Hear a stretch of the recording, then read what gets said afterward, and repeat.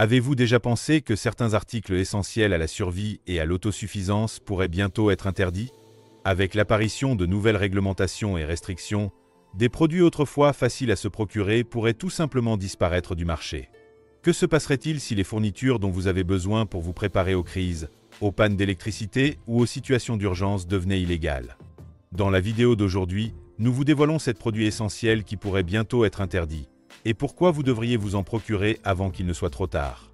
Sans plus attendre, parlons de ces articles. Filtre à eau à haute efficacité. L'eau potable est l'une des ressources les plus essentielles à la survie, mais aussi l'une des plus vulnérables aux crises et aux réglementations sévères.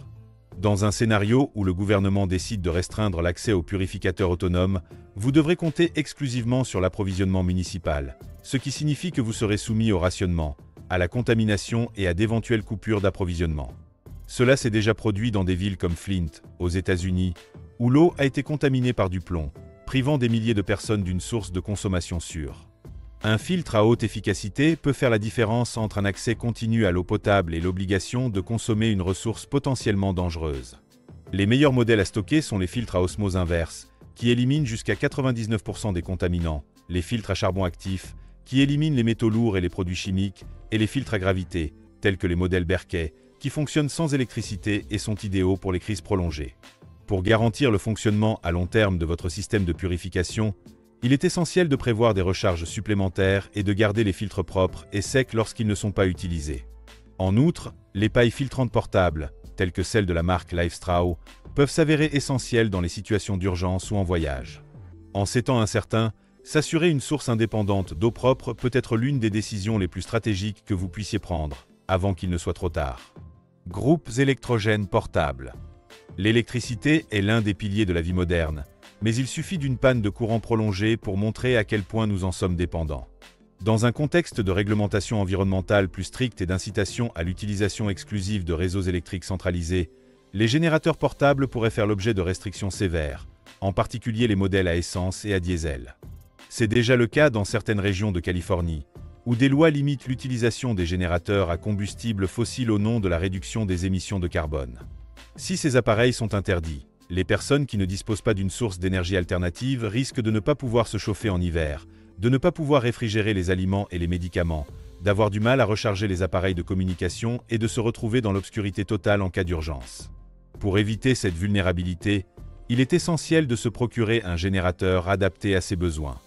Les modèles à essence et diesel offrent une puissance et une autonomie élevées, tandis que les générateurs solaires sont silencieux, respectueux de l'environnement et moins soumis à des restrictions. En outre, les batteries portables de grande capacité peuvent fournir suffisamment d'énergie pour les petits appareils et l'éclairage sans attirer l'attention. Pour assurer la sécurité de votre groupe électrogène, stockez le carburant supplémentaire dans des conteneurs appropriés et installez un système d'insonorisation pour réduire le bruit en cas d'utilisation prolongée. Disposer d'une source d'énergie indépendante peut faire la différence entre le confort et le chaos, et attendre qu'il soit interdit peut être une erreur irréversible. Antibiotiques et médicaments d'urgence. L'accès aux médicaments est déjà étroitement contrôlé dans de nombreux pays, et cette tendance ne fait que s'accentuer. Les antibiotiques, les analgésiques et d'autres médicaments essentiels pourraient devenir encore plus difficiles à obtenir, en raison de restrictions plus sévères et de réglementations limitant les stocks à domicile. L'argument officiel en faveur de ces mesures est généralement la prévention de l'automédication et de la résistance bactérienne. Mais l'effet pratique pourrait être un contrôle accru du gouvernement sur qui peut ou ne peut pas avoir accès aux traitements médicaux. Si une crise interrompt l'approvisionnement en produits pharmaceutiques, les personnes ne disposant pas d'un stock suffisant pourraient être vulnérables aux infections, aux douleurs intenses et aux maladies chroniques sans soutien médical. Pour éviter cette dépendance, il est essentiel de disposer d'un stock d'antibiotiques de base, amoxicilline, doxycycline, d'analgésiques, ibuprofène, paracétamol, d'anti-inflammatoires, d'antiseptiques et de médicaments pour les maladies chroniques telles que l'hypertension et le diabète. En outre, l'apprentissage d'alternatives naturelles telles que la propolis, l'ail, le curcuma et l'échinacée peut s'avérer utile pour compléter le traitement et renforcer le système immunitaire. Un stockage correct est essentiel pour prolonger la durée de vie utile de ces remèdes. Conservez-les dans des endroits sombres, secs et à température contrôlée, en évitant l'exposition à la chaleur ou à l'humidité qui accélère la dégradation. Avoir ces médicaments à portée de main peut faire la différence entre la guérison et la souffrance, surtout lorsque les hôpitaux et les pharmacies ne sont pas accessibles. Semences non modifiées, biologiques et traditionnelles. Le contrôle de la production alimentaire est de plus en plus entre les mains de grandes entreprises, et les semences biologiques et traditionnelles, non génétiquement modifiées, sont menacées. Certaines législations imposent déjà des restrictions à la culture de semences non enregistrées ou certifiées, favorisant les variétés brevetées qui ne peuvent être replantées pour la prochaine récolte. Les agriculteurs et les consommateurs sont ainsi contraints d'acheter de nouvelles semences à chaque cycle, ce qui les rend dépendants des entreprises de biotechnologie. Les semences transgéniques, bien que prometteuses en termes de productivité, présentent des risques tels que la réduction de la biodiversité, la contamination génétique des cultures voisines et d'éventuels effets inconnus sur la santé à long terme.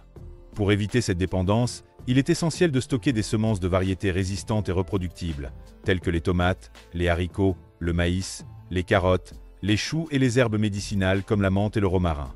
Pour garantir leur viabilité, les semences doivent être conservées dans des endroits secs et sombres, dans des bocaux hermétiques ou des emballages sous vide.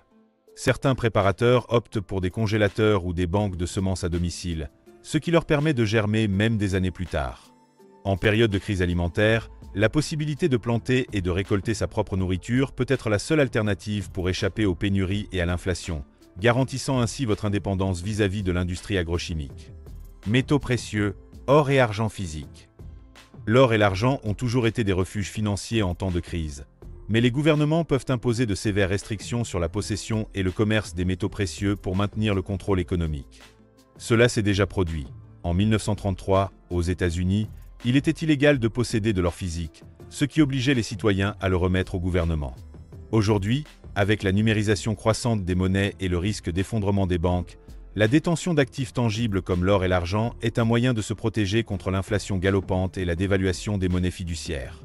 Alors que l'argent peut perdre de sa valeur du jour au lendemain, les métaux précieux conservent leur pouvoir d'achat au fil du temps et peuvent être échangés contre des biens de première nécessité en cas de défaillance du système financier. Pour constituer un stock en toute sécurité, l'idéal est de diversifier les pièces, les petits lingots et même les bijoux, en veillant à la liquidité et à la discrétion. Le stockage doit être bien planifié, à l'aide de coffres-forts cachés, de faux compartiments ou même de la méthode traditionnelle qui consiste à enterrer les objets dans des endroits stratégiques. Pour les échanges, évitez les lieux très fréquentés et ne traitez qu'avec des personnes de confiance. Les plateformes de vente anonyme ou les échanges directs de produits sont également des stratégies intelligentes pour rester discrets. En période d'instabilité économique, ceux qui possèdent de l'or et de l'argent physique ont un réel avantage sur ceux qui ne comptent que sur l'argent numérique ou sur les banques contrôlées par le gouvernement. Des équipements de communication alternatifs, radio à ondes courtes et talkie-walkie à longue portée. En temps de crise, l'information peut faire la différence entre la sécurité et la vulnérabilité, mais les gouvernements peuvent restreindre ou même interdire les radios à ondes courtes et les talkie-walkie à longue portée sous le prétexte de la sécurité nationale ou de la lutte contre la désinformation. Nous avons vu des régimes autoritaires bloquer les médias alternatifs pour contrôler les récits et empêcher la population de s'organiser. Si les réseaux téléphoniques et Internet sont coupés, que ce soit par des pannes, la censure ou des cyberattaques, les seuls qui auront un avantage seront ceux qui disposent de moyens de communication indépendants. Les équipements tels que les radios à ondes courtes permettent de capter les émissions internationales, tandis que les talkie-walkie à longue portée permettent de contacter les membres de la famille et les groupes de voisinage sans dépendre de l'infrastructure de l'État. Pour une autonomie maximale, une radio à manivelle est indispensable, car elle fonctionne sans électricité et peut vous tenir au courant des alertes et des ordres d'évacuation. L'utilisation discrète est essentielle. Évitez les fréquences populaires, utilisez des codes pour communiquer en toute sécurité et stockez vos appareils dans des endroits protégés de toute surveillance. En cas de chaos, ceux qui disposent d'un moyen de communication fiable peuvent obtenir des informations vitales et garder une longueur d'avance sur les événements. Outils d'autodéfense, spray au poivre, couteau de survie, gilet pare-balles. L'autodéfense est un droit fondamental, mais des réglementations de plus en plus strictes font qu'il est plus difficile pour les civils de se protéger légalement. Les sprays au poivre, les couteaux de survie et même les gilets pare-balles sont déjà interdits ou fortement restreints dans plusieurs pays, au nom de la sécurité publique. Cependant, avec l'augmentation de la criminalité et le risque d'instabilité sociale, disposer de moyens d'autodéfense efficaces peut faire la différence entre être victime et être prêt à se protéger. Les sprays au poivre sont très efficaces pour neutraliser un agresseur sans causer de dommages permanents, tandis que les bâtons rétractables offrent une défense compacte et discrète. Pour les situations plus extrêmes, les couteaux de survie servent non seulement d'outils de défense, mais aussi d'articles multifonctionnels pour la survie en plein air. Les gilets pare-balles peuvent devenir des articles essentiels si le scénario de violence urbaine s'aggrave, en particulier dans les zones sujettes à des troubles civils. Pour éviter toute confiscation ou attention indésirable, conservez ces articles dans des endroits discrets et lorsque vous les transportez, respectez les réglementations locales afin d'éviter tout problème juridique. En fin de compte, être préparé ne signifie pas rechercher le conflit, mais plutôt s'assurer que vous disposez des outils nécessaires pour vous protéger, vous et votre famille, lorsque les autorités ne peuvent plus garantir votre sécurité. Vous savez maintenant qu'attendre peut être une erreur fatale. Lorsque les restrictions arriveront, ceux qui sont déjà préparés auront un avantage considérable, tandis que les autres n'auront aucune possibilité de s'en sortir. La question est donc la suivante. Allez-vous agir maintenant ou attendre qu'il soit trop tard?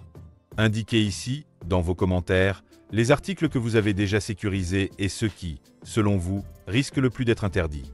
Si cette vidéo vous a aidé, partagez-la avec ceux qui doivent également se préparer. Rendez-vous à notre prochaine réunion.